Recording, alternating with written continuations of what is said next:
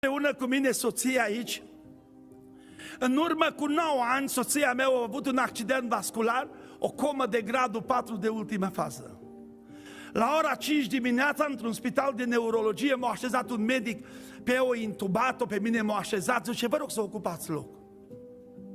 M-am uitat la medic, zic, mă pune să stau la masă cu el. Zic, ce dorește oare? Zic, îmi spui ceva greu? Și ai copii acasă? Zic, am câțiva. De ce? Du-te acasă, pregătește-ți familia, doamna nu se mai întoarce. Dar păi ce face? Rămâne aici la spital? Zice, doamna pleacă dincolo. Extraordinar. Zice, vreau să vă spun ceva. Am trimis CV-ul la Cluj. Creierul inundat de sânge. L-am trimis la Târgu Mureș. Mi-au spus amândouă spitale specializate în neurologie, că moare în câteva ore. Mi-au pus plumbi în picioare.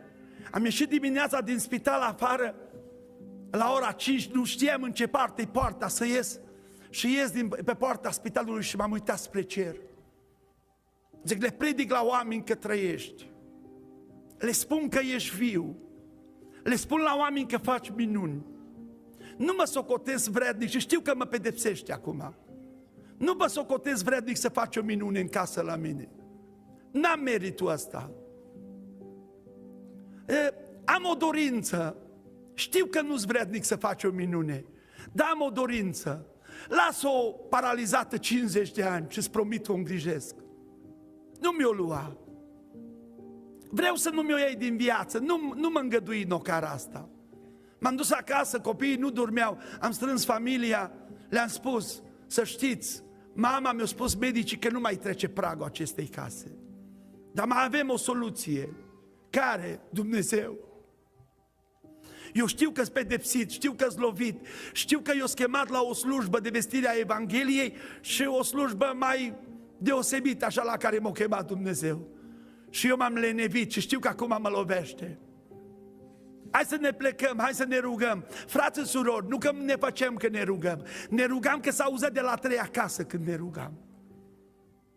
Aveam fratele păstorului județean, sta vecin cu mine.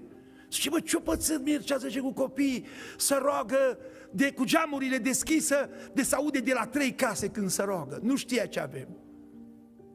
Nu-ți vine să te faci. Eu m-am gândit azi dimineață când anunțau frații pentru bolnavi, care e bolnav și suferă de cancer, la ăla nu-i vine să se gate repede rugăciunea? Ăla ar vrea răspuns, ăla vrea atingerea lui Dumnezeu. Și-o vede la mine câțiva